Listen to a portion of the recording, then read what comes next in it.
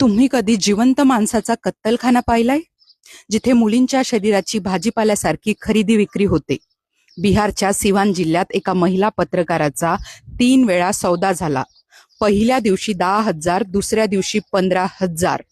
दैनिक भास्करच्या महिमा सिंग यांनी स्वतःला विकू दिलं, जेणेकरून त्या नरकातल्या किंकाळ्या तुमच्या कानापर्यंत पोहोचतील. बिहार बॉर्डरवर ऑर्केस्ट्राच्या नावाखाली मानवी तस्करी असं साम्राज्य चाललंय, जे ऐकून तुम्हाला उलट्या होतील. महिमा सिंग तिथे एक असहाय्य मुलगी बनून शिरल्या. तिथे त्यांना नाचवलं नाही, तर जनावरासारखं डांबून ठेवलं. रिसर्च सांगतो की तिथे मुलींना मारझोड केली जाते आणि अनेक दिवस उपाशी ठेवून त्यांच्यावरती अत्याचार केला जातोय. अंगावर काठा आणणारी गोष्ट काय आहे माहिती? Medical terrorism.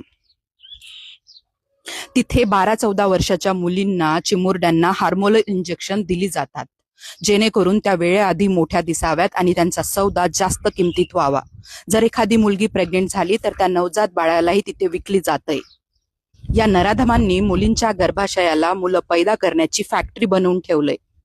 5व्या रात्री तर महिमा यांचा जीव थोडक्यात वाचला. एका नराधमाने, एका दलालाने त्यांच्या कपाळावरती पिस्तूल रोखलं होतं.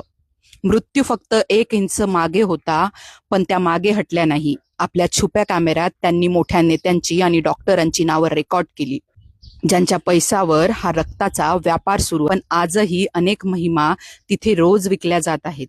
पोलीस हप्ते खाऊन शांत बसलेत आणि राजकारणी मजेत आहेत. जर तुम्हाला यावरती राग येत नसेल तर आपण मृत आहात असं समजा.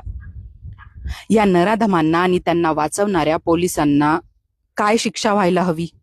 तुमचं मत कमेंटमध्ये नक्की सांगा आणि हा व्हिडिओ शेअर करायला विसरू नका.